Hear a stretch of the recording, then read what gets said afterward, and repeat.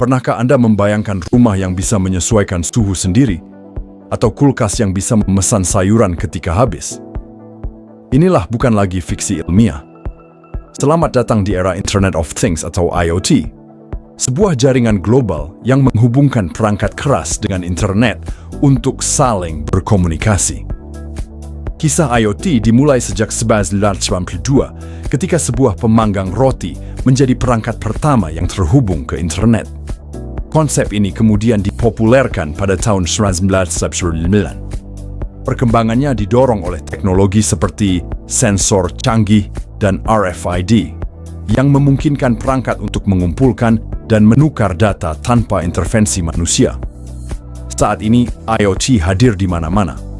Dari pertanian presisi hingga perawatan kesehatan dan rumah pintar, ia terus mengubah cara kita hidup dan bekerja. Sekarang, setelah kita memahami dasar-dasarnya, mari kita lihat bagaimana IoT diterapkan secara nyata dalam kehidupan kita sehari-hari. Ayo, kita simulasikan. Pernahkah Anda membayangkan sebuah rumah yang bisa merawat tanaman dan mengatur pencahayaan secara otomatis? Selamat datang di era Internet of Things atau IoT. IoT menghubungkan perangkat keras dengan sensor melalui internet, memungkinkan mereka saling berkomunikasi dan bekerja tanpa intervensi manual. Mari kita lihat dua contoh aplikasinya. Pertama, mari kita lihat pada sistem penyiram tanaman otomatis. Disinilah sensor kelembapan tanah berperan sebagai indera yang mengawasi kondisi tanah. Ketika sensor mendeteksi kelembapan tanah turun di bawah level yang ditentukan, ia akan mengirimkan sinyal ke sistem kontrol untuk membuka katup penyiram. Hasilnya, tanaman Anda tetap sehat dan terhidrasi sempurna, tanpa perlu khawatir lupa menyiram atau menyiram berlebihan. Ini sangat efisien untuk air dan waktu. Sekarang mari kita pindah ke dalam rumah. Bayangkan datang dari luar dan lampu ruangan sudah menyala sendiri untuk menyambut Anda. Begitu praktis. Inilah fungsi dari lampu otomatis berbasis IoT. Sensor gerakan atau deteksi suhu tubuh akan mengaktifkan lampu ketika ada pergerakan manusia di sekitarnya. Dan yang terpenting, lampu akan mati sendiri saat ruangan kosong. Ini adalah cara yang sangat efektif untuk menghemat energi listrik dan mengurangi tagihan Anda. Dari tanaman di taman hingga pencahayaan di dalam rumah, IoT membuat hidup kita lebih mudah, efisien, dan ramah lingkungan.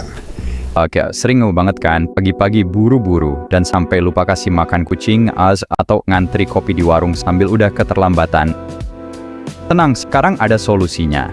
Dengan teknologi Internet of Things atau IoT, kita bisa atur semuanya dari ponsel. Pertama, kita atur jam pemaparan kopi.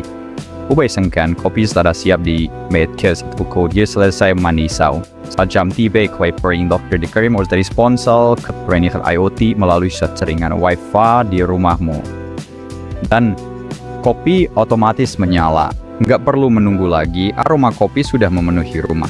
Selanjutnya, kita atur jadwal makan si kucing. Bisa jadi 1 kali sehari atau beberapa kali sesuai kebutuhan. Saat waktunya, dispenser makan akan berotomatis membuka dan menyediakan pakan dengan porsi yang sudah kita atur.